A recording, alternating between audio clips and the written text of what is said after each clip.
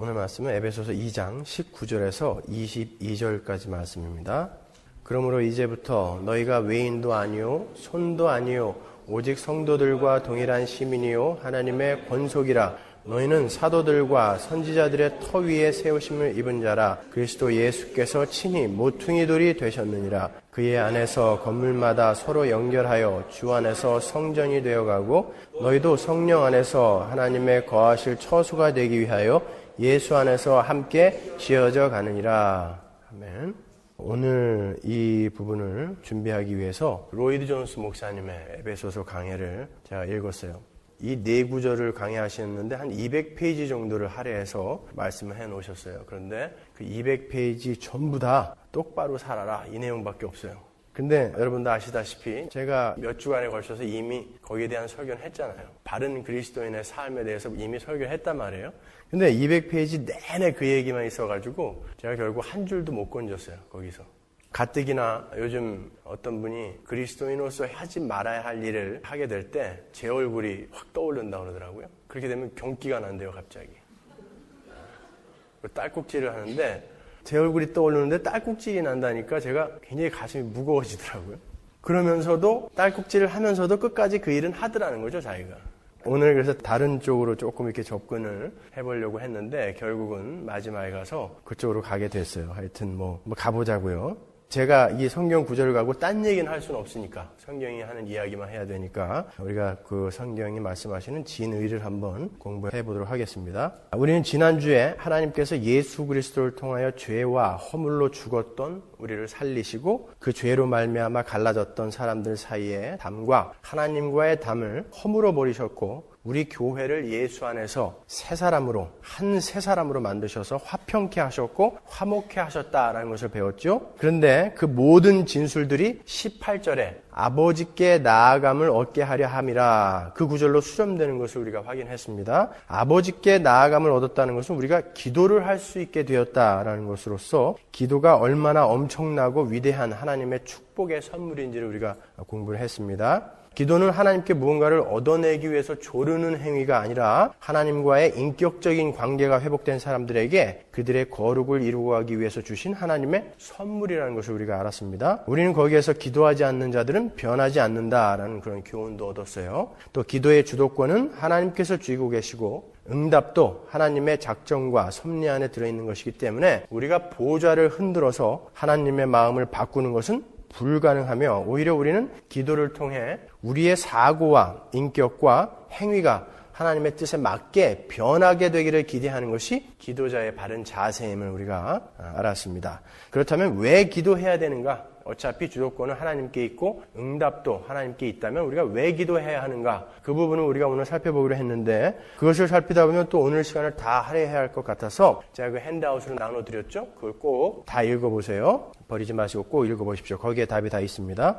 오늘은 19절부터 22절까지를 다 마치도록 하겠습니다. 사도는 18절까지 예수 그리스도로 말미암아 죄와 허물로 죽어있던 자가 살아나고 그 죄로 말미암아 분열되었던 유대인과 이방인 사이의 담도 허물어지고 이제 예수 그리스도 안에서 한 새 사람이 되어서 아버지 하나님 앞에 나아가게 되었다는 위대한 진술을 마치고 오늘 본문인 19절부터 그 세 사람이 가지고 있는 특권에 대해서 이제 설명을 합니다. 첫째로 그 세 사람들은 하나의 큰 나라의 시민이다 이렇게 이야기하죠. 시민이다. 그리고 그들은 한 권속이다 그래요. 권속은 가족이라고 그랬죠. 가족 이런 뜻이라고 그랬습니다. 권속. 그리고 셋째로 그들은 하나님이 거하시는 거룩한 전이다 이렇게 묘사를 합니다. 그 부분에 대해서 한번 우리가 오늘 공부를 해보자고요. 먼저 19절을 보시면 그러므로 이제부터 너희가 외인도 아니요 손도 아니요 오직 성도들과 동일한 시민이요 하나님의 권속이라 그렇게 되어 있죠. 우리가 12절에서 공부한 바에 의하면 에베소 교인들은 이방인이었고 약속의 언약들에 대해서도 외인이었고 소망도 없는 자들이었는데 너희가 이제는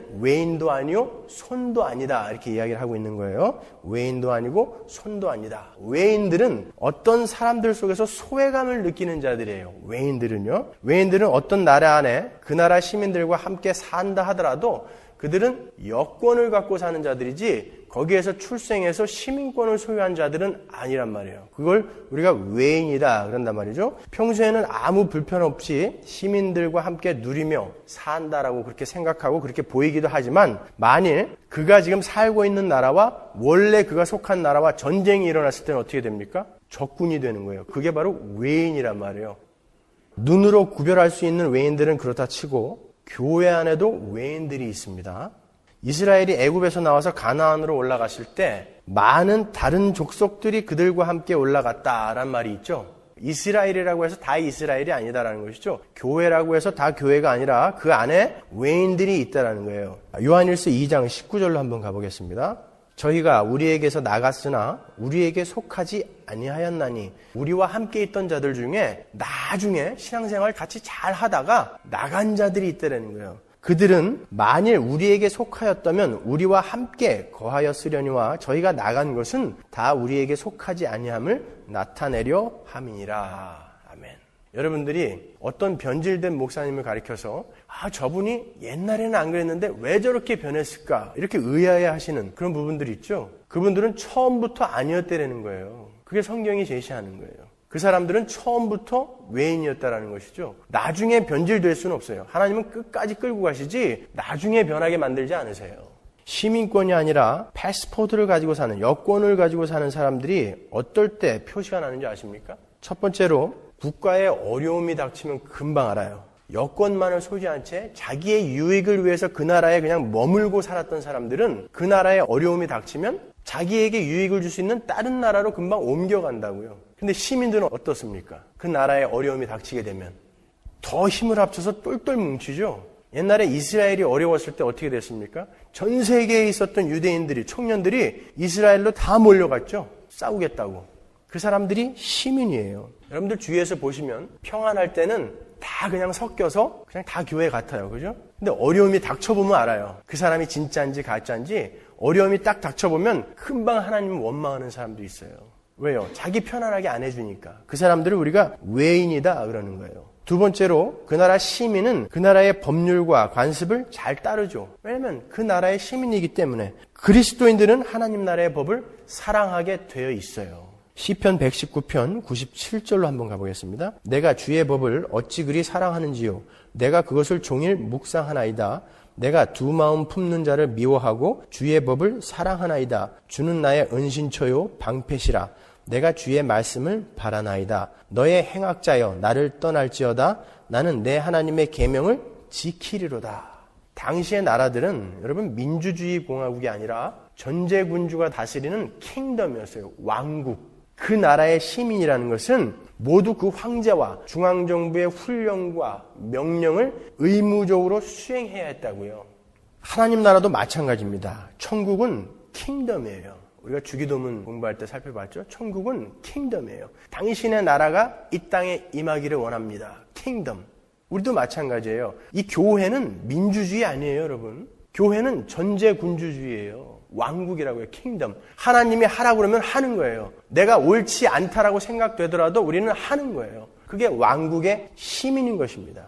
때로는 우리가 이해하지 못하는 부분들이 많아요. 우리가 신앙생활하면서 왜 하나님 이렇게 일하십니까? 그럴 때 있죠. 그럴 때 우리는 그냥 순종하며 가야 되는 거예요. 그게 킹덤, 왕국의 시민들인 것입니다, 여러분. 그 왕국, 사도 바울이 교회를 하나님 나라의 시민으로 표현을 한 것은 거기에는 그 나라 시민으로서의 의무와 책임이 함께 따른다는 것을 나타낸 거예요. 왕국은 한 통치자와 그가 제정한 법과 생활 방식이 있는 나라예요. 그 나라 시민들은 그것들과 함께 묶여있는 사람들입니다. 따라서 그 나라의 법을 기쁘게 준수해야 하는 자들이죠. 외인들은요, 그 나라의 법 개의치 않아요. 그걸 외인이다 그러는 거예요. 아울러 그 나라의 시민들은 왕과 나라의 보호를 받죠. 여러분 1739년에 영국의 젠킨스 이어 워라는 전쟁이 있었어요. 젠킨스 선장이라는 사람이 있었는데 그 사람이 많은 배를 가지고 있었어요. 그런데 스페인 해안 경비대가 이유 없이 그 사람의 배들을 공격을 했어요. 그리고 젠킨스 선장을 데려다가 귀를 잘라버렸어요. 그래가지고 이 젠킨스 선장이 너무 억울해갖고 그 귀를 썩지 말라고 자기가 먹던 술병에다 넣어가지고 와서 영국 의회에다 제출을 했어요. 그래가지고 영국 의회가 발칵 뒤집어졌죠. 바로 선전포고했어요. 그 사람 귀 하나 잘랐다고 나라와 나라가 전쟁을 일으켰단 말이에요. 그렇게 되는 거예요. 이 중에 미국 시민이 계시다면 그 미국 시민이 어디에 포로로 잡혀갔다고 한번 생각해 보세요. 부시 대통령은 금방 그 사람을 위해서 사람들을 파견할 거라고요. 구출해 와라. 그게 시민이에요. 불법 체류자들은요. 끌려가든지 말든지 아무 신경 안 써요. 혹시 이 자리에 불법 체류자들이 있다면 그냥 이해하기 쉽게 설명하려고 예를 든 거니까 또 상처받지 마세요. 말을 못하겠어요, 요즘은. 시편 3편 6절로 한번 가볼까요? 천만인이 나를 둘러치려 하여도 나는 두려워 아니하리이다. 여호와여 일어나소서. 나의 하나님이여 나를 구원하소서. 주께서 나의 모든 원수의 뺨을 치시며 악인의 일을 꺾으셨나이다. 시편 4편 8절로 가볼까요? 내가 평안히 눕고 자기도 하리니 나를 안전히 거하게 하시는 이는 오직 여호와시니이다. 여러분들이 그리스도인이 맞다면 여러분은 이러한 안전함을 누리고 계셔야 돼요. 스가랴 2장 8절 볼까요? 만군의 여호와께서 이같이 말씀하시되 너희를 노략한 열국으로 영광을 위하여 나를 보내셨나니 무릇 너희를 범하는 자는 그의 눈동자를 범하는 것이라. 여러분, 눈동자는 신체 부위 중에 가장 예민한 곳이죠. 누가 하나님의 백성들을 살짝 건드리면 그건 하나님의 눈동자를 폭 찔리는 거나 같다는 거예요. 죽는 거예요, 그거는요. 어딜 누가 건드려요, 하나님의 백성들을. 여러분이 그런 신분을 확인하고 계셔야 되는 거예요. 로마서 8장 31절 그런즉 이 일에 대하여 우리가 무슨 말 하리요? 만일 하나님이 우리를 위하시면 누가 우리를 대적하리요? 히브리서 13장 6절로 가겠습니다. 그러므로 우리가 담대히 가로되 주는 나를 돕는 자시니 내가 무서워 아니하겠노라. 사람이 내게 어찌하리요 하노라. 우리는 그렇게 강하고 신실한 왕을 섬기고 있는 자들입니다. 그런 시민이에요. 그래서 그 나라 시민들은 자기의 왕을 자랑합니다. 그분이 얼마만한 능력이 있는 분인지 알고 그분이 얼마만큼 우리를 보호하고 계신 분인지 알기 때문에 그 왕을 자랑할 수밖에 없어요. 롬멜의 부하들이, 히틀러의 부하들이, 나폴레옹의 부하들이, 이순신 장군의 부하들이 나는 그분과 함께 싸웠다. 나는 그분의 부하였다라는 것을 자랑으로 여겼다고 그러죠. 하물며 여러분이 정말 그 하나님의 능력과 그분의 신실하심을 정확히 안다면 여러분이 자랑 안 할 리가 없죠. 우리는 그 하나님의 그 왕을 자랑할 수 있어야 돼요. 그게 시민입니다, 여러분. 그래서 그 왕을 자랑하는 자들은 그분이 이야기하는 것을 신실하게 따라간다고요. 순종한다고요. 항복한다라는 것이죠. 베드로전서 2장 10절로 가보겠습니다. 너희가 전에는 백성이 아니더니 이제는 하나님의 백성이요. 이제는 시민이 됐다는 거예요. 천국 시민. 전에는 긍휼을 얻지 못하였더니 이제는 긍휼을 얻은 자니라. 자, 시민들은 어떻게 하는지 보자고요. 사랑하는 자들아, 나그네와 행인 같은 너희를 권하노니. 이 세상에서 나그네와 행인이라는 건 뭐예요? 천국의 시민이라는 것이죠. 그 시민들은 영혼을 거스려 싸우는 육체의 정욕을 제어하라. 너희가 이방인 중에서 행실을 선하게 가져 너희를 악행한다고 비방하는 자들로 하여금 너희 선한 일을 보고 권고하시는 날에 하나님께 영광을 돌리게 하려 함이라. 외인들은 이렇게 못 살아요. 사도는 그렇게 교회를 시민으로 부른 후에 다시 이제 권속이다 이렇게 부르죠. 권속은 말씀드린 대로 가족이라는 말입니다. 하나님 나라의 시민에서 이제 하나님의 가족으로 그 개념의 깊이를 더해가는 거예요. 우리가 국가나 시민 하면은 외적인 연합을 떠올리죠. 그러나 이제 가족, 권속 그러면 내적인 연합을 떠올리는 거예요. 국가는 법률적인 관계이지만 가정은 생명적이고 살아있는 피의 관계입니다. 사도 바울은 교회를 묘사하면서 한 단계 더 전진해서 더 높은 차원으로 지금 이끌어주고 있는 거예요. 그는 좀 더 조밀하고 깊은 관계성을 나타내는 단어를 이제 선택해서 쓰는 것입니다. 그리고 마지막으로 사도는 교회를 묘사하는데 건물의 개념을 갖고 들어와요. 20절 한번 보자고요. 너희는 사도들과 선지자들의 터 위에 세우심을 입은 자라. 그리스도 예수께서 친히 모퉁이 돌이 되셨느니라. 그의 안에서 건물마다 서로 연결하여 주 안에서 성전이 되어가고 너희도 성령 안에서 하나님의 거하실 처소가 되기 위하여 예수 안에서 함께 지어져 가느니라. 교회는 지어져 가는 건물이다 이렇게 말하고 있는 거예요. 오해하지 마시고 잘 들으세요. 교회는 지어져 가는 건물이다. 이런 건물 말고요. 사도가 강조하려고 하는 것은 이런 거예요. 사도는 교회를 가리켜서 하나님 나라의 시민이라고 나라의 개념을 가지고 설명을 하면서 교회의 울타리의 개념을 설명하고 있어요.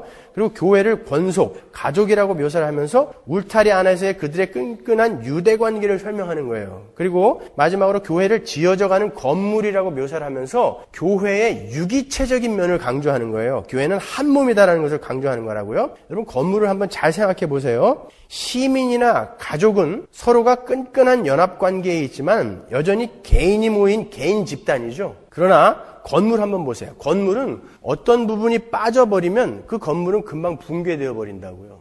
교회는 그렇게 어떤 한정된 울타리가 쳐져 있는 곳이고 끈끈한 새로운 혈연으로 묶인 사람들이고 서로가 서로에게 없어서는 안 될 진정한 유기체라는 것을 이렇게 점칭법을 써서 사도가 지금 교회를 설명하고 있는 것입니다. 21절을 보시면 우리는 서로 연결이 되어 있고 한 집으로 지어져가는 벽돌들인 거예요. 21절 한번 보세요. 그의 안에서 건물마다 서로 연결하여 주 안에서 성전이 되어가고 그럽니다. 자, 어떤 건물이에요? 어떤 집입니까? 하나님이 거하실 거룩한 집입니다. 우리는요, 교회는요. 하나님이 거하실 거룩한 집. 우리가 하나님이 거하실 거룩한 집으로 지어져 가고 있는 지금 벽돌들이란 말이에요. 우리를 그렇게 설명을 하고 있어요. 조금만 더 인내심을 갖고 들어보세요. 요한복음 14장 21절. 내 계명을 받아서 지키는 사람은 나를 사랑하는 사람이요. 나를 사랑하는 사람은 내 아버지의 사랑을 받을 것이다. 그리고 나도 그 사람을 사랑하여 그에게 나를 드러낼 것이다. 가룟 사람 유다가 아닌 다른 유다가 주님, 주께서 우리에게는 자기를 드러내시고 세상에는 드러내려 하지 않으시는 것은 무슨 까닭입니까? 하고 물었다. 예수께서 그에게 대답하셨다. 누구든지 나를 사랑하는 사람은 내 말을 지킬 것이다. 그러면 내 아버지께서 그 사람을 사랑하실 것이요 우리는 그 사람에게로 가서 그 사람과 함께 살 것이다. 만일 여러분이 그리스도인이 맞으시다면 여러분 안에는 하나님이 계세요. 하나님이 계시는 분은 어떻게 산다고요? 내 말을 지킬 것이고 나를 사랑할 것이다 라고 이야기하는 거예요. 고린도전서 3장 9절이요. 우리는 하나님의 동역자들이요 너희는 하나님의 밭이요 하나님의 집이니라. 내게 주신 하나님의 은혜를 따라 내가 지혜로운 건축자와 같이 터를 닦아두매 다른 이가 그 위에 세우나 그러나 각각 어떻게 그 위에 세우기를 조심할지니라. 이 닦아둔 것 외에 능히 다른 터를 닦아줄 자가 없으니 이 터는 곧 예수 그리스도라. 고린도전서 6장 19절이요. 너희 몸은 너희가 하나님께로부터 받은 바 너희 가운데 계신 성령의 전인 줄을 알지 못하느냐? 너희는 너희의 것이 아니라. 우리를 가리켜서 성전이다. 건물로 이렇게 이야기를 한단 말이에요. 베드로전서 2장 5절. 너희도 산 돌같이 살아있는 돌같이 신령한 집으로 세워지고 우리는 집으로 지금 건물로 세워져 가고 있다는 거예요. 예수 그리스도로 말미암아 하나님이 기쁘게 받으실 신령한 제사를 드릴 거룩한 제사장이 될지니라. 우리는 거룩한 하나님의 처소로 지어져가는 연결되어 있는 하나의 건물이에요. 이 연결되어 있다는 게 중요한 거예요. 하나님은 여러분 각자의 안에 계시지만 우리가 연결되어져서 지어져가는 전체의 이 교회라는 건물 안에 거하시게 되는 거예요. 그래서 여러분은 하나의 유기체여야 되는 것이죠. 근데 사도가 이렇게 이야기합니다. 그 건물들은 자라가야 한다 이렇게 얘기해요. 자라가야 한다. 21절 다시 보세요. 그의 안에서 건물마다 서로 연결하여 주 안에서 성전이 되어가고 그러죠. 여기서 되어가고라고 번역이 된 이 헬라어 아욱세이는 길러지다, 자라나다 이런 뜻이에요. 성전이 자라난다, 자라나야 한다. 이 말이 무슨 뜻이죠? 성전이 자란다, 교회가 자라야 한다 이 말이. 교회가 커지는 걸 이야기하는 것입니까? 교회에 사람들이 많아지는 걸 이야기하는 건가요? 교회의 재산이 많아지는 걸 이야기하는 건가요? 교회가 자라야 한다라는 게 뭐예요? 자라야 한다. 무슨 말입니까? 오늘 본문이 말하고 있는 건물의 특징이 뭐예요? 성전, 거룩한 전이라고 그랬죠? 그 건물은 거룩이라고요. 거룩. 그 건물의 특징은 거룩이에요. 그 성전, 나온 하기온이라는 말은 거룩한 전, 거룩한 건물이란 말이에요. 거룩하지 못한 곳에서는 하나님께서 거하실 수가 없기 때문에 하기온, 나온 하기온 이렇게 이야기하는 거예요. 그러니까 교회가 자라난다라는 것은 점점 거룩하고 성결하게 만들어져 가는 것을 우리가 교회가 자라난다라고 이야기하는 거예요. 여러분 교회를 키우려고 생각하시지 마세요. 여러분 어떤 면에 있어서 교회는 자꾸 커지면 안 되는 거예요. 교회가 커지게 되면 그 교회는 유기체가 아니라 어느 순간부터 조직체가 되어 간다고요. 우리 교회도 이제 몇 명 안 되는데 점점 조직이 필요해야 될 때가 왔어요. 교회는 그렇게 되면 안 돼요. 교회는 하나의 유기체로 여러분이 서로가 서로를 다 알아야 돼요. 여러분 교회가 커지면 목사는 반드시 타락하게 돼 있어요. 교회가 커지게 되면 사람들이 많아지면 그 사람들이 목사를 거의 황제 대접을 해주기 때문에 그 목사는 반드시 타락하게 돼 있어요. 어떤 면에서 여러분 우리 교회가 그렇게 잘하지 않도록 기도하셔야 돼요. 여러분은요. 서로 망하는 거예요. 우리는 그렇게 되면은. 교회는 그렇게 잘하는 게 아니라 이 안에 있는 사람들이 거룩하고 성결하게 바뀌어가는 것을 우리가 리바이벌, 부흥이라고 하고 교회가 자라난다라고 이야기하는 거예요. 우리는 자라야 합니다. 성전으로 자라야 하는 거예요. 그 말은 교회의 벽돌 각자가 거룩하고 성결하게 그 성전에 맞는 돌로 만들어져 가야 한다는 거예요. 교회가 자란다는 것은 이렇게 오늘날 사람들이 생각하는 것처럼 기계적이며 산술적인 것이 아니에요. 교회가 자란다는 것은 생명적인 것입니다. 거룩과 성결이 없이 숫자만 늘어난 그 교회에 하나님이 거기에 거하시겠냐고요. 한번 생각을 해보세요. 교회가 어디에 지금 포커스를 둬야 되냐 말이에요, 여러분.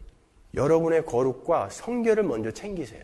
다른 사람들 데려올 생각하지 마시고 여러분 먼저 성결해지고 거룩해지면 다른 사람들이 여러분을 보고 나도 거기 가고 싶어. 그렇게 되는 거예요. 아니 억지로 여러분들 사람들 끌고 오려고 하지 마세요. 때로는 목사님 정말 그렇게 전하는데도 우리 교회에 그 사람이 오지 않아요. 그건 여러분이 그 사람들 앞에서 어떻게 살았는지를 반성해 보세요. 그것부터 반성해 보세요, 여러분. 왜 안 오는지 그 사람들을 탓하지 마시고. 바른 복음을 안다고 하는데 여전히 그 사람이 사는 모습은 그대로인데 뭐가 바른 복음이냐 도대체 이렇게 생각할 거 아닙니까 속으로. 여러분, 여러분이 교회로서 이 땅에서 싸우는 싸움이 궁극적으로 누구와 싸우는 싸움인지 아십니까? 사탄과 싸우고 계시는 거예요, 여러분. 물론 사탄과 싸우죠. 궁극적으로. 여러분 자신과 싸우십니까? 여러분의 죄와 싸우십니까? 누구와 싸우시는 거예요, 여러분? 이겨야 된다면서요. 누구와 싸우시는 거예요? 여러분은 하나님과 싸우시는 거예요. 그거 아십니까? 여러분은 하나님과 싸우시는 거예요. 사탄과 싸우고 죄와도 싸워야 돼요. 우리의 옛 몸과 싸우는데 그 모든 것은 지금 하나님이 우리를 공격하고 계시는 거예요. 우리를 죽이러 오시는 거예요. 하나님은 우리를 거룩하게 만드시기 위해서 우리를 찾아오셔서 우리를 죽여가세요. 근데 우리는 그게 힘이 드니까 싫다고 버티죠. 근데 하나님은 우리가 버틴다고 해서 그래 관두자 하고 포기하시는 분이 아니에요. 아들을 죽이면서까지 우리를 건져내셨기 때문에 끝까지 찾아오셔서 우리를 치신다고요. 그 싸움을 우리는 이 세상에서 지금 싸우는 거예요. 우리가 거룩하게 지어져가는 그 길에서 하나님이 우리를 공격하신다고요. 제가 이런 표현을 써서 죄송하지만 여러분이 이해하기가 좀 쉬우시게 그런 단어를 쓰는 거예요. 하나님은 우리를 지금 공격하세요. 하나님은 반드시 우리를 거룩하게 만들어야 하나님께 항복하고 순종하는 자로 만들어야 우리를 천국에 데려가실 수 있기 때문에 우리를 어떻게 해서든지 거룩하고 순종하고 항복하는 자로 만들어 가세요. 사탄도 우리의 죄성도 모두 그 싸움에 사용되는 하나님의 방법일 뿐이에요. 우리가 사탄과 싸워서 이긴다는 것이 뭐죠? 하나님의 뜻에 순종하는 자로 만들어지는 것을 우리가 사탄과 싸워서 이긴다라고 이야기하는 거죠.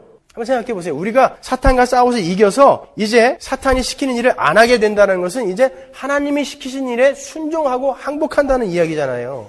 죄와 싸워서 이긴다는 말은 뭐예요? 하나님의 뜻에 항복하겠다라는 거예요. 그러니까 하나님은 이러저러한 방법을 동원해서 타락한 우리를 죽여가시고 우리에게 지금 항복을 받아내시는 거예요. 그게 교회의 인생이에요. 그게 교회가 자라간다라는 표현이에요. 그게. 출애굽기 4장 24절 보세요. 조금 쉽게 제가 예를 들어드릴게요. 여호와께서 길의 숙소에서 모세를 만나사 그를 죽이려 하시는지라 십보라가 차도를 취하여 그 아들의 양피를 베어 모세의 발 앞에 던지며 가로되 당신은 참으로 내게 피난편이로다 하니 여호와께서 모세를 놓으시니라. 그때에 십보라가 피난편이라 함은 할례를 인함이었더라. 하나님께서 모세에게 찾아오셨죠. 모세가 40세에 애굽에서 사고를 치고 도망 나와서 미디안 광야에서 처가살이를 하면서 40년 동안 풀이 다 죽어서 이제 파파 할아버지가 됐어요. 그때 하나님께서 시내산에서 모세에게 나타나십니다. 떨기나무에 큰 불이 일어나죠. 제가 떨기나무 보니까 요만한 게 아니더라고요. 크더라고요, 떨기나무가. 그러니까 큰 불이 난 거예요. 근데 나무가 안 타고 불만 일어나고 있어요. 그러니까 하나님은 지금 모세에게 너는 40년 전에 이 모습으로 탔어야 한다. 널 태우는 게 아니라 네 능력을 태우는 게 아니라 네 힘을 태우는 게 아니라 하나님이 너를 통해서 일을 할 수 있게 겸손한 자가 되었어야 되는데 너는 이제 40년 동안 미디안 광야에서 그렇게 그러한 자로 만들어졌으니 이제 내가 너한테 일을 좀 시키려고 그런다. 애굽에 들어가서 이스라엘 백성들을 건져내와라 그래요. 모세가 심통이 났죠. 안 갑니다. 그러죠. 왜 이제 와가지고 난립니까? 40년 전에 부르려면. 안 가요 그런다고요. 그러니까 하나님이 설득하세요. 그러니까 그 설득 끝에 모세가 좋습니다. 가겠습니다. 그래요. 근데 그렇게 모세가 싫다, 안 간다, 그렇게 아주 하나님 앞에서 패역한 짓을 할 때는 하나님이 가만 놔두시고 가겠습니다. 그러는데 왜 나타나서 죽이려고 하냔 말이에요, 모세를. 여러분 이 부분을 이해하십니까? 이제 가겠습니다 하고 식구들이랑 가는데 왜 하나님이 나타나서 숙소에서 그를 죽이려 하시냔 말이에요. 뭐 칼을 들고 와서 이렇게 죽이려고 했던 건 아닐 거예요. 아마 병이 걸렸던지 어떤 모양으로 모세가 죽게 된 거예요. 근데 하나님이 그렇게 하셨다는 거예요. 왜 그렇게 하신 것 같아요, 여러분? 오늘날 많은 사람들이 오해하는 것처럼 모세도 이스라엘은 좋은 사람이고 애굽은 나쁜 사람들이라서 이스라엘은 구원해주고 애굽은 멸망시키려 하신다라는 오해를 하고 있었어요. 모세도요. 여러분 이스라엘이 구원을 받은 것은 애굽 사람들보다 그들이 착하고 잘나서가 아니라 하나님의 은혜로 구원을 받은 거예요.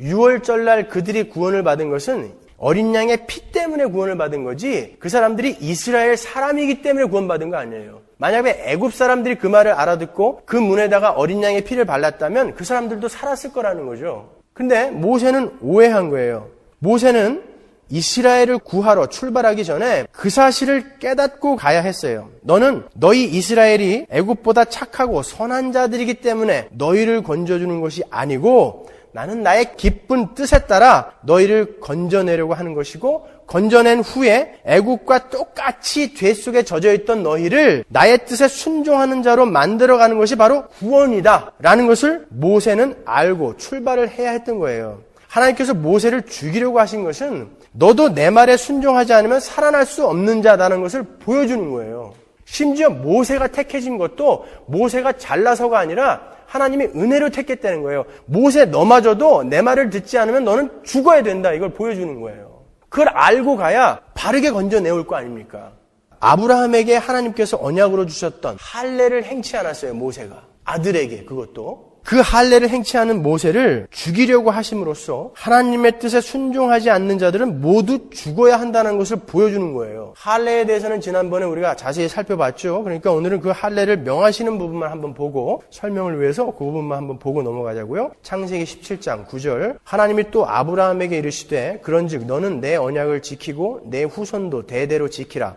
너희 중 남자는 다 할례를 받으라. 이것이 나와 너희와 너희 후손 사이에 지킬 내 언약이니라. 너희는 양피를 베어라. 이것이 나와 너희 사이의 언약의 표징이니라. 대대로 남자는 집에서 난 자나 혹 너희 자손이 아니요 이방 사람에게서 돈으로 산 자를 물어하고 난 지 8일 만에 할례를 받을 것이라. 너희 집에서 난 자든지 너희 돈으로 산 자든지 할례를 받아야 하리니 이에 내 언약이 너희 살에 있어 영원한 언약이 되려니와 할례를 받지 아니한 남자 곧 그 양피를 베지 아니한 자는 백성 중에서 끊어지리니 그가 내 언약을 배반하였음이니라. 자, 이렇게 명확하게 하나님이 언약을 하셨단 말이에요. 명령을 하셨단 말이죠. 하나님의 말씀에 순종치 않는 자들은 곧 할례를 받지 않는 자들은 하나님께서 그 백성으로 삼지 않겠다라고까지 이렇게 말씀해 놓으셨단 말이에요. 여호수아 5장 2절로 한번 가보세요.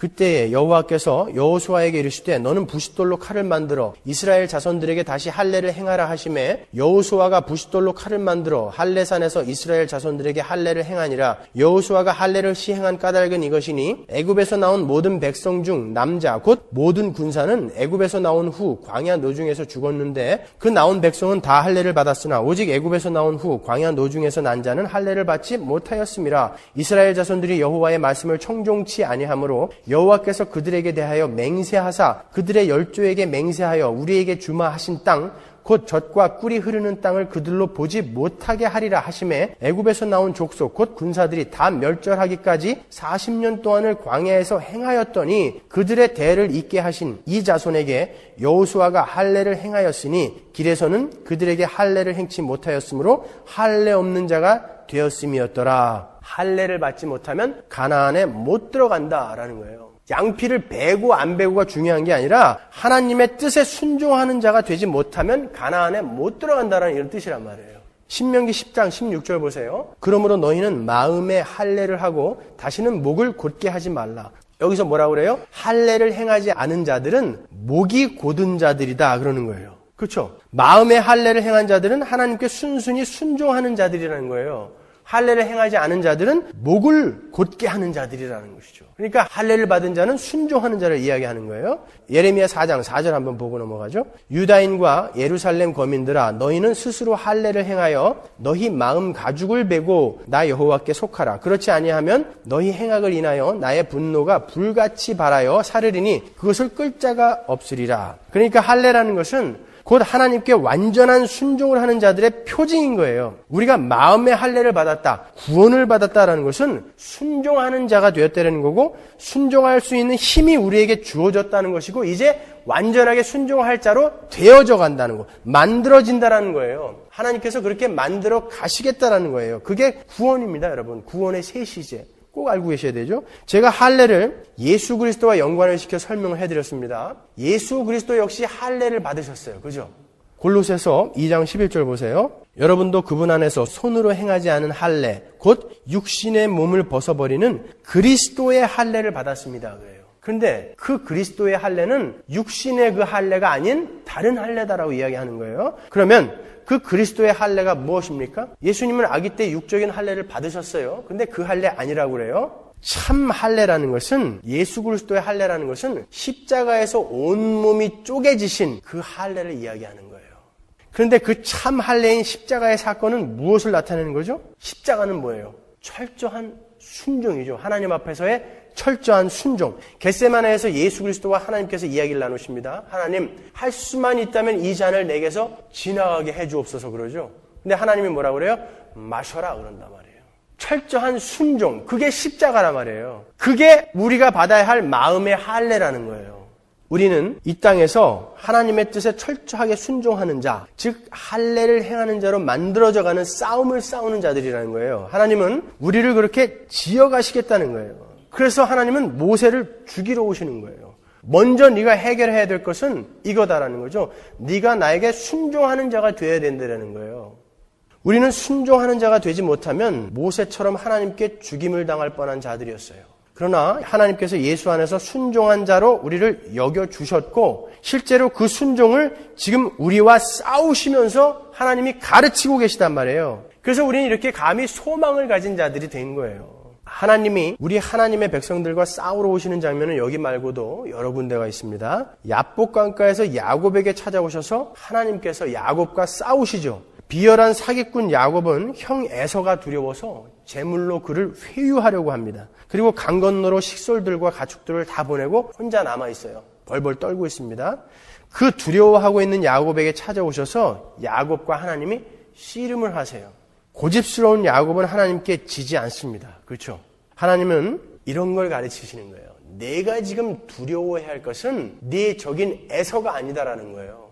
네가 지금 두려워할 것은 나다라는 거예요. 네가 지금 나에게 순종하는 자로 되어 있느냐 아닌가가 중요한 것이지 네가 지금 에서로부터 어떤 공격을 받고 이런 것은 중요한 게 아니다라는 것이죠. 그래서 그 고집스런 지지 않으려고 하는 그 야곱의 환도뼈를 쳐서 죽여버리는 거예요. 그리고 다시 살려내심으로써 그걸 어떻게 할 수 있어요? 이름을 주잖아요. 이스라엘이라는 이름을 주고 그를 살려내심으로 해서 그를 건져내시는 십자가를 설명하는 거예요. 하나님이 야곱에게 오셔서 싸우고 계시는 거예요.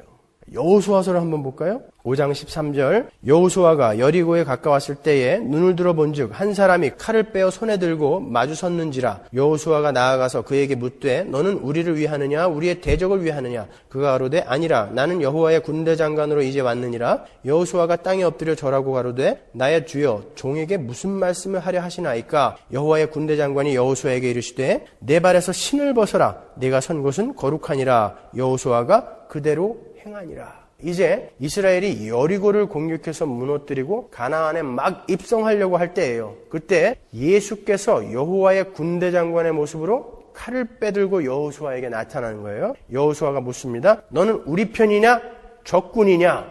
이 질문을 잘 보세요. 너는 우리 편이냐 적군이냐? 그런단 말이에요. 그런데 예수님은 뭐라고 그래요? No라고 대답하세요. 니네 편이다? 아니면 적군 편이다가 아니라 No. 그거 아니다라는 거예요. 너 그런 질문 하지 말라는 거예요. 너 지금 여태까지 네가 잘나가지고 내가 네 편 들어줬는지 아냐? 그거 아니다라는 거예요. 너희도 가나안 사람들과 똑같은 죄인이다. 그런데 우리 하나님께서 너희를 택했기 때문에 너희는 하나님의 도우심을 입어서 가나안에 들어가는 것이지, 너희들이 뭐가 잘나가지고 우리 편, 저들은 적군, 너희들은 똑같이 가나안 사람들보다 오히려 더 나쁜 놈들이다. 그러나 하나님이 은혜로 너희들을 택해서 데리고 들어가시는 거다. 그러니 너는 가나안에 들어가기 전에 뭘 배워라? 네 발에서 신을 벗어라 라는 거죠.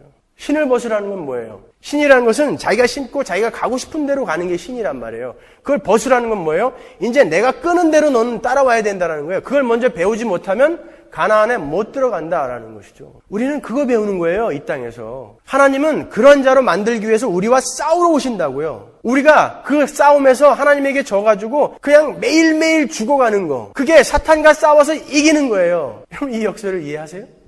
하나님과 싸워서 여러분이 져야 여러분은 사탄과 싸워서 이기는 게 되는 거예요. 그게 우리가 싸우는 싸움이란 말이에요. 그래서 우리는 이 땅에서 하나님과 싸우는 거다라고 이야기를 하는 거예요. 여호수아 6장부터 그들이 무엇 합니까? 이스라엘 민족들이. 군대 장관이 뭐라고 명령하고 가죠? 망치로 밤마다 가서 두들겨 부셔라 그럽니까?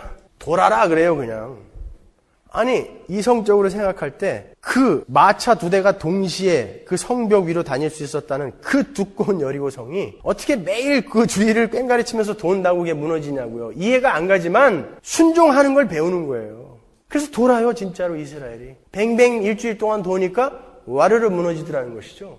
그 순종을 배우지 못하면 여러분은 가나안에 못 들어가는 거예요. 여리고는 무너지지 않아요, 여러분. 욥기도 마찬가지죠. 우리가 욥기를 오해해서 마치 사탄과 욥의 전쟁처럼 욥기를 생각하시는 분들이 종종 있습니다. 그러나 잘 보시면 사탄은 처음에 잠깐 등장했다가 사라지죠. 그리고 계속해서 욥과 하나님이 싸우시는 거예요. 욥이 사탄의 공격으로 곤란을 당하고 있을 때 친구들이 찾아옵니다. 그리고 그 소유가 다 사라진 것을 들어서 너는 하나님한테 뭔가 잘못했기 때문에 하나님이 이렇게 다 뺏어가신 거야 라고 충고를 해주죠. 이건 잘못된 거다 라고 하나님이 말씀해 주셨어요. 분명히 욥기에서. 그런데 요즘도 우리가 교회 안에서 뭔가 어려움을 당하는 사람이 있으면 저 사람 뭔가 신앙에 문제가 있어서 그럴 거야 이렇게 얘기한다니까요. 그럼 무식한 소리예요, 여러분. 그런 소리 하지 마세요, 함부로. 그런 거 아니라고 그러잖아요. 친구들이 한 얘기는 다 꽝이다 그러셨잖아요, 하나님이. 근데 친구들이 그런다고요. 네 소유가 다 없어진 건 네가 하나님 앞에서 뭐 잘못했기 때문이야. 그거 아니다라는 거예요. 욥이 아주 멋진 반응을 보이죠. 욥기 1장 21절 가로되 내가 모태에서 적신이 나와 싸운즉 또한 적신이 그리로 돌아가올지라 주신 자도 여호와시오 취하신 자도 여호와시오니 여호와의 이름이 찬송을 받으실지니이다 하고 이 모든 일에 욥이 범죄하지 아니하고 하나님을 향하여 어리석게 원망하지 아니한지라. 멋있죠? 욥기 2장 9절 그 아내가 그에게 이르되 당신이 그래도 자기의 순전을 굳게 지키느뇨 하나님을 욕하고 죽어라. 그가 이르되 그대의 말이 어리석은 여자 중 하나의 말 같도다. 아, 당신 참 어리석게 이야기한다. 우리가 하나님께 복을 받았은즉 재앙도 받지 아니하겠느뇨 하고 이 모든 일에 욥이 입술로 범죄치 아니하니라. 그런데 욥도 뭔가 착각하고 있는 게 있었다는 거예요. 보세요. 욥의 마음속에도 자기는 의로운 자, 착한 자라는 생각이 가득 차 있었어요. 욥기 13장 3절 한번 보자고요. 그러나 나는 전능하신 분께 말씀드리고 싶고 하나님께 내 마음을 다 털어놓고 싶다. 무얼? 15절 하나님이 나를 죽이려고 하셔도 나로서는 잃을 것이 없다. 그러나 내 사정만은 그분께 아뢰겠다. 무얼? 22절 보세요. 하나님께서 먼저 말씀하시면 내가 대답하겠습니다. 그렇지 않으시면 내가 먼저 말씀드리게 해주시고 주께서 내게 대답해 주십시오. 하나님, 내가 지금 당신한테 이야기를 할 텐데 먼저 얘기하세요. 할 말 없으면 내가 먼저 얘기할게요. 지금 그게 나오는 거죠. 내가 지은 죄가 뭡니까? 내가 무슨 잘못을 저질렀습니까? 내가 어떤 범죄에 연루되어 있습니까? 어찌하여 주께서 나를 피하십니까? 어찌하여 주께서 나를 원수로 여기십니까? 자, 욥이 지금 뭐라고 그러는 거예요? 어찌 의로운 나에게 이러실 수가 있습니까? 라고 항변하는 거예요. 욥기 31장 한번 보자고요. 1절 내가 내 눈과 언약을 세웠나니 어찌 처녀에게 주목하랴. 자기는 처녀에게도 눈 한 번 안 돌렸다는 것이죠. 5절 언제 나의 행위가 허탄하였으며 내 발이 괴휼에 빨랐던가. 자기는 잘못 같은 걸 저지르지 않았다는 거예요. 7절 언제 내 걸음이 길에서 떠났던가. 내 마음이 내 눈을 따라갔던가. 내 손에 더러운 것이 묻었던가. 9절 언제 내 마음이 여인에게 유혹되어 이웃의 문을 엿보아 기다렸던가. 자기는 그런 거 한 번도 한 적 없다는 거예요. 16절 19절 내가 언제 가난한 자의 소원을 막았던가 과부의 눈으로 실망케 하였던가 내가 언제 금으로 내 소망을 삼고 정금도로 너는 내 의뢰하는 바라 하였던가. 나는 돈에도 관심 없었다라는 거예요. 부자였지만. 29절 내가 언제 나를 미워하는 자의 멸망을 기뻐하였으며 그의 재앙 만남을 인하여 기운을 뽐내었던가. 욥기 32장 1절 보세요. 욥이 스스로 의롭게 여김으로 그 세 사람의 대답이 그침에 그러죠. 욥은 계속해서 나는 잘못한 거 없다. 그리고 자기를 의롭다라고 여겼단 말이에요. 욥이 스스로 의롭게 여김으로 이렇게 나오죠. 그 말은 뭐예요? 의로운 나에게 이런 일을 하신 하나님은 불의하다 이런 말이죠. 왜 내가 의로운데 당신은 그렇게 일을 하십니까? 라는 건 뭐예요? 하나님 당신은 불의하다 이런 말이란 말이에요. 하나님을 지금 욥이 소송하고 있는 거예요. 다른 사람보다 착하게 살았고 말씀대로 살려고 노력했고 사탄과의 싸움에서도 이기고 있는데 왜 나에게 이런 힘든 일이 계속 생기느냐고 막 항변하는 거예요. 맞아요. 욥은 그렇게 살았어요. 하나님도 인정하시는 거예요. 그거는. 하나님이 뭐라고 그래요? 순전하고 정직하여 하나님을 경외하며 악에서 떠난 자. 하나님이 인정해 준 사람이에요. 근데 그에게 왜 이런 일이 일어나냔 말이에요. 욥기 38장 1절에 하나님께서 이렇게 대답해 주십니다. 야훼께서 하나님께서 욥에게 풍속에서 대답하셨다. 부질없는 말로 나의 뜻을 가리는 자가 누구냐? 대장부답게 허리를 묶고 나서라. 나 이제 물을 터이니 알거든 대답해 보아라. 대장부답게 허리를 묶으라는 것은 씨름하자라는 거예요. 허리를 묶고 나서라는 것은 하나님이 지금 욥과 씨름하시겠다라는 거예요. 무엇을 위해서? 한번 보자고요. 하나님께서 욥과 씨름을 하시며 욥을 어떻게 만들어 가시는지 한번 보세요. 하나님은 38장 4절에서 21절까지 지구의 창조에 대해서 말씀하세요. 그리고 22절부터 38절까지 우주의 창조에 대해서 말씀하세요. 그리고 내가 그 지구를 우주를 창조할 때 네가 어디 있었느냐 그래요. 그리고 39절부터 39장 끝까지 동물을 창조하시고 그들을 주관하시는 하나님에 대해서 말씀하세요. 그랬더니 그렇게 항변하던 욥이 아무 말을 하지 못해요. 그건 무슨 말이에요? 하나님께 항복하는 자가 되었다는 거예요. 그 고난을 통해서. 욥기 40장 1절 보세요. 야훼께서 욥에게 대답하셨다. 전능하신 이와 변론하는 자야 어찌 물러서려느냐? 하나님을 비난하는 자야 대답하여라. 욥이 야훼께 대답하였다. 아, 제 입이 너무 가벼웠습니다. 무슨 할 말이 더 있겠사옵니까? 손으로 입을 막을 도리밖에 없사옵니다. 한 번 말씀드린 것도 무엄한 일이었는데 또 무슨 대답을 하겠습니까? 두 번 다시 말씀드리지 않겠사옵니다. 야훼께서 욥에게 폭풍 속에서 대답하셨다. 대장부답게 허리를 묶고 나서라. 나 이제 물을 터이니 알거든 대답하여라. 내가 나의 판결을 뒤엎을 셈이냐? 너의 무죄함을 내세워 나를 죄인으로 몰 작정이냐? 우리의 삶 속에서도 얼마나 이런 일을 자주 우리가 행하나 말이에요. 우리는 어떤 상황 속에서도 하나님 당신은 옳습니다. 그렇게 항복하고 순종하는 자로 지어져 가는 것이 이 땅에서의 우리 교회의 목적이에요. 그러니까 여러분이 원하는 것을 하나님이 들어주시는 것이 교회의 존재 이유가 아니라 우리는 이 땅에서 어떠한 그 폭풍 속에서도 아 하나님 당신이 옳습니다라고 그 하나님을 인정하는 자로 지어져서 천국을 가는 게 교회의 목적이란 말이에요. 아니 내가 이렇게 기도를 했는데 우리 아버지가 우리 어머니가 왜 예수를 안 믿고 그냥 죽으셨습니까? 그때도 여러분은 하나님 당신은 옳습니다라고 인정해야 하는 그 하나님의 주권을 인정해야 하는 그 자리로 여러분을 만들어 가시겠다는 것이지 여러분이 기도하면 무조건 다 들어주시겠다가 기독교 아니란 말이에요. 여러분이 아무리 50년 70년 기도해도 여러분 부모님이 구원 못 받을 수 있어요. 그때도 여러분은 하나님 당신이 옳고 나는 틀립니다라고 그러한 자로 인정하는 항복하는 순종하는 자로 지어져 가는 것이 이 땅의 교회의 바른 삶이란 말이에요. 그리고 네가 세상의 죄를 물리치고 악을 해결할 수 있느냐? 또 베헤못, 하마죠?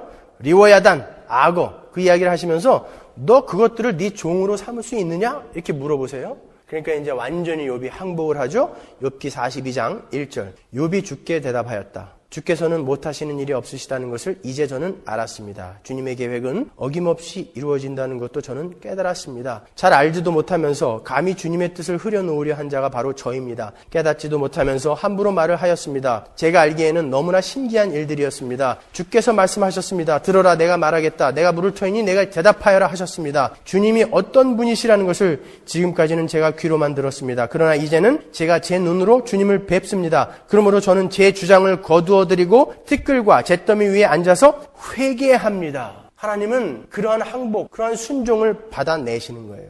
하나님은 욥과 씨름을 하시면서 욥과 싸우시면서 의로운 자 욥을 하나님께 완전히 항복하고 완전히 순종하는 자로 만들어내신 거예요.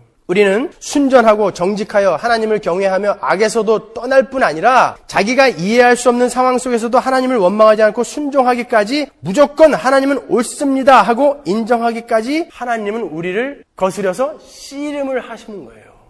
그게 교회의 삶이고 그리스도인의 삶인 것입니다. 여러분들이 개혁신학을 배웠고 지지하고 있어요. 그리고 오직 말씀에 근거하여 신앙생활을 하는 것이 여러분의 자랑이 될 수 있습니다. 그래서 우리도 모르게 우리 편과 적군을 가르는 신앙생활을 할 수가 있어요. 그런 사람들이 있죠. 그때 여러분이 분명히 기억해 두셔야 합니다. 하나님은 우리가 잘나서 우리를 구원하신 것이 아니라 하나님의 기쁘신 뜻에 따라 우리를 구원해 주신 것이고 하나님은 우리를 죽이시기 위해서 지금도 매일 우리와 씨름하고 계시다는 것을 잊지 마셔야 돼요. 우리는 그렇게 죽어야 하는 자들이지 잘난 자들이 아니에요.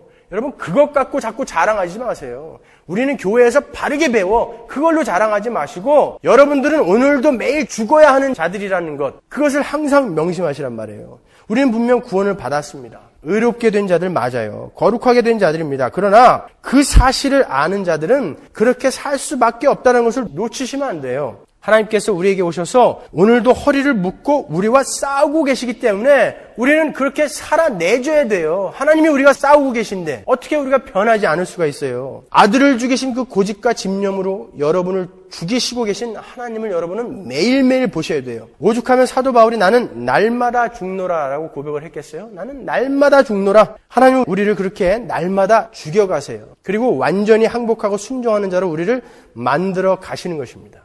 우리가 죽어가면 죽어갈수록 사탄은 오히려 우리에게 카운터 펀치를 맞고 있는 거예요. 로마서 16장 20절 보십시오. 평화의 하나님께서 곧 사탄을 여러분의 발 밑에 짓밟히게 하실 것입니다. 우리 주 예수의 은혜가 여러분과 함께 있기를 빕니다. 우리는 하루하루 우리를 죽여가면서 하나님의 뜻에 순종함으로 사탄을 짓밟는 거예요. 하나님이 그렇게 해주겠다고 약속하셨잖아요. 우리는 예수께서 정말 사탄을 이기신 것을 우리가 사탄을 이기는 삶, 그 삶을 살아냄으로써 정말 예수님이 사탄을 이겨내셨구나라는 것을 우리의 삶으로 세상에다 증명해내는 거예요. 우리가 그렇게 살아내지 못하면 예수님이 사탄을 이겼다는 것을 누가 어떻게 증명하겠습니까? 하나님이 우리를 죽여가실 때 우리가 자꾸 죽고 그러므로 해서 우리가 하나님의 뜻에 순종하는 자가 되어지고 우리가 사탄을 그로 말미암아 사탄을 짓밟음으로 해서 진짜 예수님이 사탄을 밟았구나라는 것을 우리 삶으로 우리는 증명해내야 되는 자들이에요. 열매를 맺어야 하는 자들이에요. 여러분 우리는요.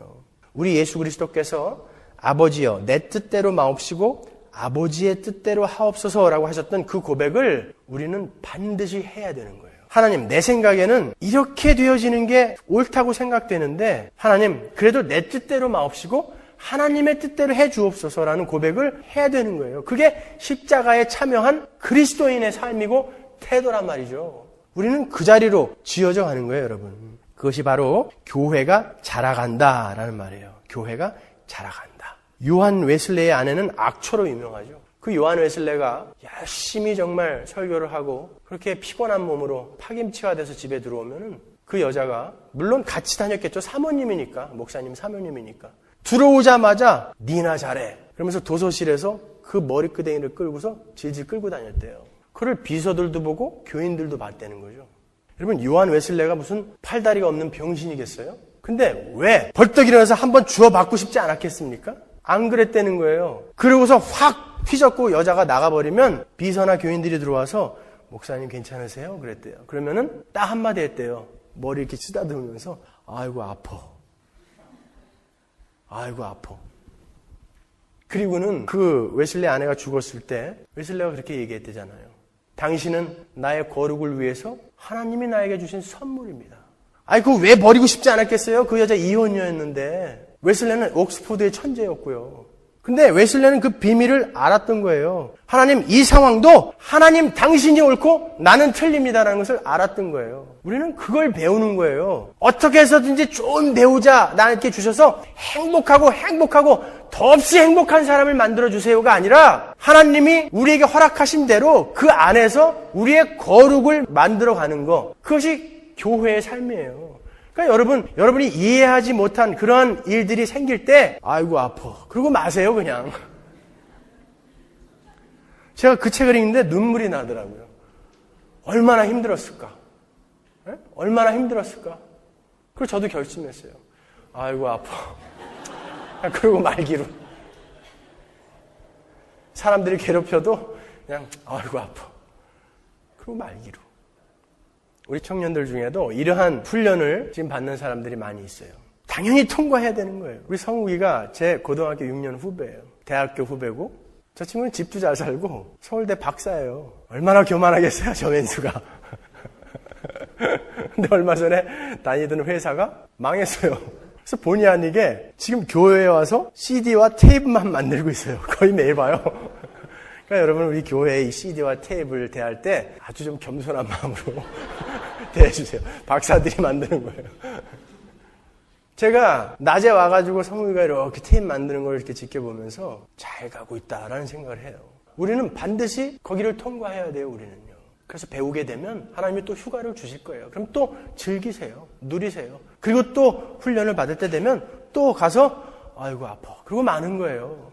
그리고 또 배우는 거죠. 그게 교회의 삶이지 어떻게 해서든지 내 문제를 해결해 주세요. 안 해결해 주면 당신과 나는 끝이야. 그런 사람들 얼마나 많아요. 왜 하나님이 예수를 잘 믿는 나에게 이런 일을 허락하시는가? 나는 그런 예수 못 믿겠다. 이런 사람들 얼마나 많아요, 우리 주변에. 그런 사람들은 외인이라고요. 그런 사람들은 교회가 아닌 것입니다, 여러분. 그리고 그 교회라는 거룩한 건물은 사도들과 선지자들의 터에 세워진 것이라고 말씀하시죠. 에베소서 2장 20절 보세요. 너희는 사도들과 선지자들의 터 위에 세우심을 입은 자라 그리스도 예수께서 친히 모퉁이 돌이 되셨느니라. 그러죠? 여기서 사도들과 선지자들이라는 것은 무엇을 의미하죠? 먼저 성경에서 사도는 어떤 사람들을 사도라고 합니까? 사도는 부활하신 주님을 본 사람, 그 사람을 사도라고 그래요. 바울도 다메섹에서 부활하신 주님을 배웠죠. 그래서 사도 된 거예요. 그래서 다른 사도들보다 늦게 봤잖아요. 그래서 자기를 만삭되지 못하여 난 자라는 표현을 이렇게 쓴 거예요. 사도는 부활하신 주님을 반드시 봐야 돼요. 고린도전서 9장 1절 보세요. 내가 자유자가 아니냐 사도가 아니냐 예수 우리 주를 보지 못하였느냐 주 안에서 행한 나의 일이 너희가 아니냐. 표준세 번역으로 읽어드릴게요. 내가 자유인이 아닙니까? 내가 사도가 아닙니까? 내가 우리 주 예수를 뵙지 못하였습니까? 여러분은 주님 안에서 내가 일해서 얻은 열매가 아닙니까? 바울은 자기가 사도라는 것을 피력하면서 그 근거로 부활하신 주님을 배운 것을 근거로 대죠. 그리고 사도는 특별히 부름을 받아서 부활하신 주님에 의해서 복음의 전도자로 보냄을 받은 자들을 우리가 사도다 그래요. 사도행전 26장 16절 보세요. 자 일어나서 발을 딛고 서라. 내가 내게 나타난 목적은 너를 일꾼으로 삼아서 내가 나를 본 것과 내가 장차 너에게 보여줄 일을 밝힐 증인이 되게 하려는 것이다. 나는 이 백성과 이방 사람들 가운데서 너를 건져내어 이방 사람들에게로 보내서 그들의 눈을 열어주고 그들이 어둠에서 빛으로 사탄의 세력에서 하나님께로 돌아오게 하고 또 그들이 죄사함을 받아서 나를 믿는 믿음으로 거룩하게 된 사람들 가운데 들게 하려는 것이다 하고 말씀하셨습니다. 부활하신 주님께서 사도 바울에게 나타나셔서 그를 복음 전도자로 보내시는 장면이죠. 그러한 자들을 사도라고 하는 거예요. 그리고 사도는 특별한 권위를 받은 자들을 사도라고 그래요. 그들은 이적들을 행하고 교회들을 설립할 능력을 받았어요. 이 세 가지가 다 충족되지 않으면 그 사람은 사도가 아니란 말이에요. 그러니까 카톨릭이 주장하는 사도직의 계승은 정말 귀신 씹나락 까먹는 소리예요. 그거는요. 이 시대에 사도는 없어요. 이제 초대교회 때 교회가 세워질 때까지만 필요한 게 사도란 말이에요. 교황이 사도입니까? 성직자들이 사도예요? 그렇지 않아요. 선지자는 어떤 사람들이에요? 선지자. 구약의 선지자들은 그리스도의 오실 것을 예언한 사람들이죠. 메시아가 온다. 메시아가 온다. 그러나 여기 에베소서에서 쓰인 지금 이 선지자들은 신약의 선지자들을 이야기하는 거예요. 만일 바울이 구약의 선지자들과 신약의 사도들을 이야기하는 것이라면 선지자들과 사도들이라고 순서를 바꿔서 기술을 했을 텐데 여기에서 바울은 사도들과 선지자들의 터 위에라고 기술을 합니다. 에베소서 3장 5절 보세요. 지나간 다른 세대에서는 구약시대에서는 이런 뜻이에요. 하나님께서 그 비밀을 사람의 아들들에게 알려주지 않으셨는데 지금은 신약시대라는 거죠. 그분의 거룩한 사도들과 예언자들에게 선지자들이란 말이에요. 사도들과 선지자들에게 성령으로 계시해 주셨습니다. 똑같은 순서로 사도들과 선지자들이 나오죠. 근데 여기서 쓰는 것은 신약의 선지자들을 이야기하는 거란 말이에요. 분명 선지자들은 신약의 교회에서 활동하던 선지자들입니다. 에베소서 4장 11절 보세요. 그분이 어떤 사람은 사도로, 어떤 사람은 예언자로, 선지자로란 말이에요. 선지자로, 어떤 사람은 복음 전도자로, 또 어떤 사람은 목회자와 교사로 삼으셨습니다. 그것은 성도들을 준비시켜 봉사의 일을 하게 하고 그리스도의 몸을 세우게 하시려는 것입니다. 자, 선지자는 하나님으로부터 직접 계시를 받아서 그 계시를 땅에다 내리꽂는 사람들을 선지자라고 하죠. 구약의 선지자들이 메시아가 온다, 메시아가 온다라는 것을 증거했다면 이 신약의 선지자들은, 이 성령을 받은 신약의 선지자들은 무엇을 전했을까요? 아직 신약 성경이 완성되지 않은 그 시대에 이 신약의 선지자들이 무엇을 증거했을까요? 메시아가 왔다. 그러니까 여기서 바울 사도가 사도들과 선지자들의 터 위에 교회가 세워졌다라는 것은 이 사도들과 선지자들이 전한 예수 그리스도라는 교훈, 예수 그리스도라는 진리 위에 교회는 세워져야 한다는 거예요. 교회는 바로 그 예수 그리스도 위에만 세워져야 돼요. 고린도전서 3장 11절 보십시오. 아무도 이미 닦아놓은 터, 곧 예수 그리스도밖에 또 다른 터를 놓을 수 없습니다. 갈라디아서 1장 6절. 그리스도의 은혜로 너희를 부르신 이를 이같이 속히 떠나 다른 복음 좇는 것을 내가 이상히 여기노라. 다른 복음은 없나니 다만 어떤 사람들이 너희를 요란케 하여 그리스도의 복음을 변하려 함이라. 그리스도의 복음이라고 그러죠. 그러나 우리나 혹 하늘로부터 온 천사라도 우리가 너희에게 전한 복음 외에, 그리스도 외에 다른 복음을 전하면 저주를 받을지어다. 교회는 오직 예수 그리스도 위에 세워져야 되는 거예요.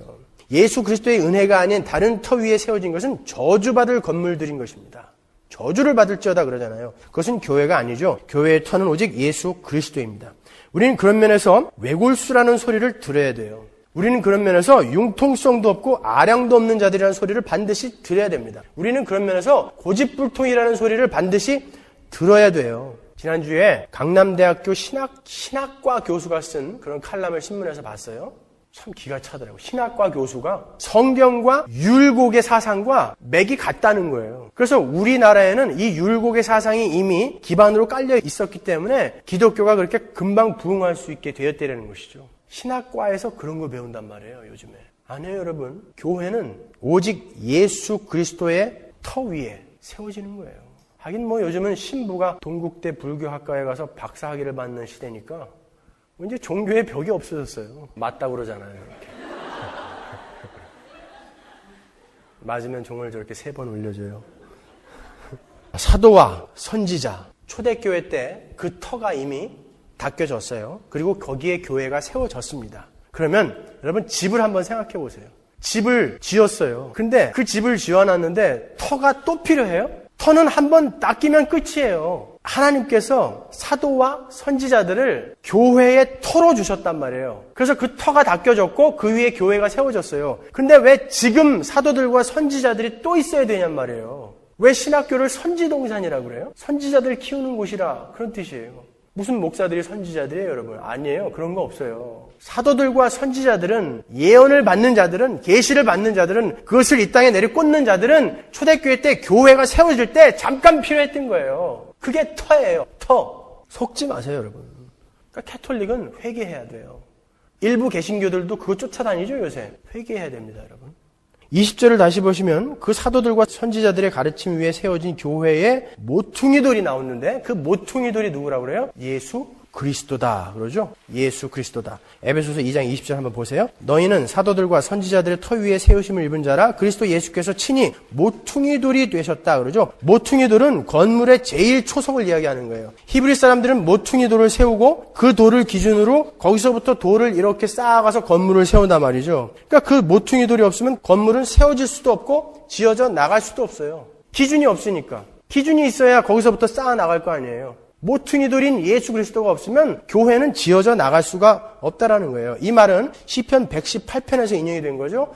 118편 22절 볼까요? 건축자의 버린 돌이 집 모퉁이의 머릿돌이 되었나니 그래요. 솔로몬의 성전을 건축할 때 쓸모없는 돌이 굴러다녀서 버렸는데 그 돌이 바로 모퉁이돌, 머릿돌이었다는 것이죠. 그때 당시에는 채석장에서 돌을 다 쪼개가지고 가지고 와서 전을 짓는 곳에는 와서 그냥 이렇게 쌓기만 했다고요. 근데 아무리 봐도 안 맞아요. 어디다 놔도. 그래서 버렸단 말이에요, 건축자들이. 근데 보니까 그게 모퉁이 돌이었다라는 것이죠. 예수 그리스도를 이야기하는 거예요. 마가복음 12장 1절 보자고요. 예수께서 비유로 저희에게 말씀하시되 한 사람이 포도원을 만들고 산울로 두르고 집자는 구유자리를 파고 망대를 짓고 농부들에게 새로 주고 타국에 갔더니 때가 이름에 농부들에게 포도원 소출 얼마를 받으려고 한 종을 보내니 저희가 종을 잡아 심히 때리고 거저 보내었거늘 다시 다른 종을 보내니 그의 머리에 상처를 내고 능욕하였거늘 또 다른 종을 보내니 저희가 그를 죽이고 또 그 외 많은 종들도 혹은 때리고 혹은 죽인지라 오히려 한 사람이 있으니 곧 그의 사랑하는 아들이라 최후로 이를 보내며 가로되 내 아들은 공경하리라 하였 하였더니 저 농부들이 서로 말하되 이는 상속자니 자 죽이자. 그러면 그 유업이 우리 것이 되리라 하고 이에 잡아 죽여 포도원 밖에 내어 던졌느니라. 포도원 주인이 어떻게 하겠느냐? 와서 그 농부들을 진멸하고 포도원을 다른 사람들에게 주리라. 너희가 성경에 건축자들의 버린 돌이 모퉁이의 머릿돌이 되었나니. 예수님이 지금 시편 118편의 이야기를 여기다가 인용해서 비유로 말씀하세요. 예수께서 성전에 들어가셔서 성전 청소를 하시고 대제사장들과 서기관들이 너는 무슨 권세로 이런 일을 하냐 할 때 대답으로 주신 말씀이란 말이에요, 이게. 그러니까 이 말씀은 예수 그리스도는 누구다라는 그 이야기를 하시는 거예요. 이 비유는 포도원 지기들이 주인이 소출을 바치라고 사람을 보내는 족족 때려 죽인 거예요. 그래서 나중에 포도원 주인 아들을 보냈더니 그 주인도 때려 죽여서 포도원 밖으로 던져버렸다는 것이죠. 그래서 그 포도원 주인이 그 소출을 바치지 않은 포도원 지기들을 다 진멸해버리고 다 죽여버리고 소출을 바칠 다른 포도원 지기들에게 포도원을 맡긴다라는 그런 내용이란 말이에요. 이 비유는 단순히 욕심 많은 포도원 지기들이 욕심 때문에 소출을 못 바친 것이 아니라 바칠 소출이 없었기 때문에 못 바친 거예요. 이 비유의 배경 본문인 구약의 이사야서를 한번 보자고요. 이사야서 5장 1절 내가 나의 사랑하는 자를 위하여 노래하되 나의 사랑하는 자의 포도원을 노래하리라. 나의 사랑하는 자에게 포도원이 있으며 심히 기름진 사내로다. 땅을 파서 돌을 제하고 극상품 포도나무를 심었었도다. 그 중에 망대를 세웠고 그 안에 술투를 팠었도다. 좋은 포도 맺기를 바랐더니 들포도를 맺혔도다. 들포도는 못 먹는 포도예요.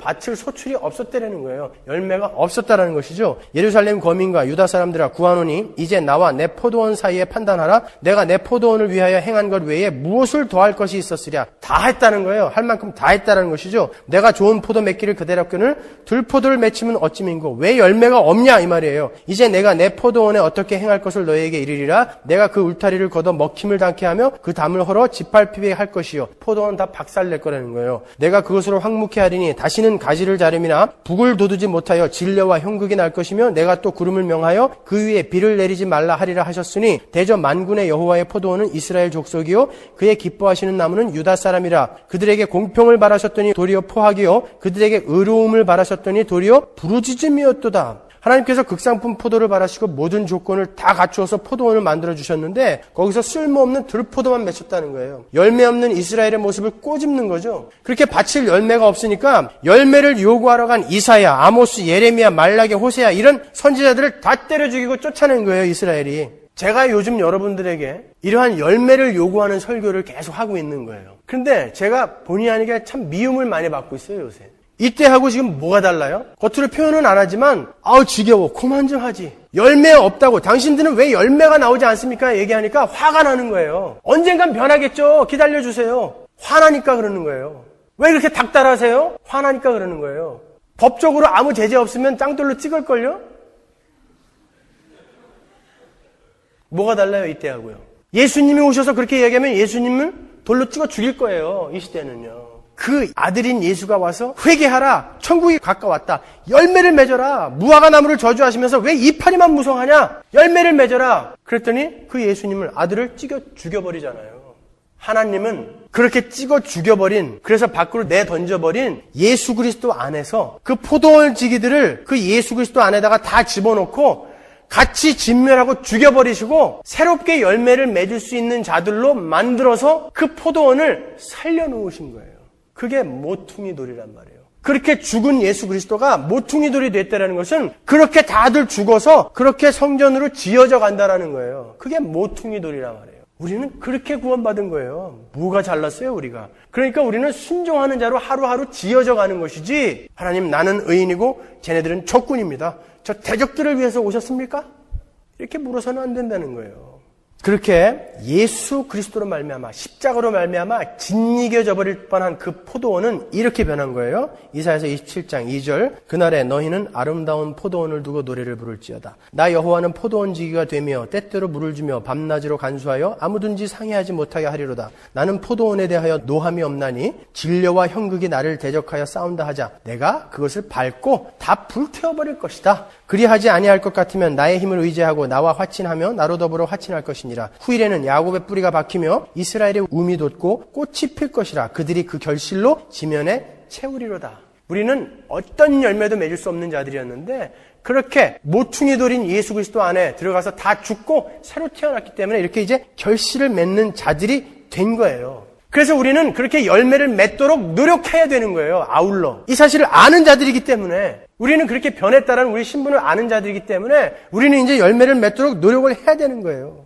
오직 그 예수 그리스도, 우리를 그렇게 구원하신 예수 그리스도, 그 예수 그리스도만이 교회의 터이고 교회의 모퉁이 돌이 되어야 된다는 거예요. 교회의 기준점이 되어야 된다는 것입니다. 그 예수를 터로 모퉁이 돌로 하여 지어져 가는 자들은 충돌이 없어요. 그들은 이미 준비되어져 있는 자들이기 때문에 서로 잡음이 없어요. 지금 그렇다는 것이 아니라 이제 완성된 그 교회는 그렇단 말이에요. 열왕기상 6장 7절 보세요. 이 전은 솔로몬의 성전 이야기하는 것이죠. 건축할 때에 돌을 뜨는 곳에서 치석하고 가져다가 건축하였으므로 건축하는 동안에 전 속에서는 방망이나 도끼나 모든 철 연장 소리가 들리지 아니하였으며, 성전이 지어질 때 돌이 이미 채석장에서 다 다듬어져서 오기 때문에 그 성전 짓는 데는 아무 소리가 안 났다는 거예요. 여러분은 이 땅에서 그 돌로 지금 만들어져 가야 되는 거예요. 그래서 딱 이렇게 착착착착 다듬어져서 갖다가 싹 쌓아놓으면 면도칼 하나도 안 들어가는 그런 성전이 되는 거예요. 실제로 그랬대요. 그렇게 다듬어가지고 채석장에서 다듬어가지고 와서 이렇게 싹 쌓으면 면도칼이 하나가 안 들어갔대요. 그 사이로.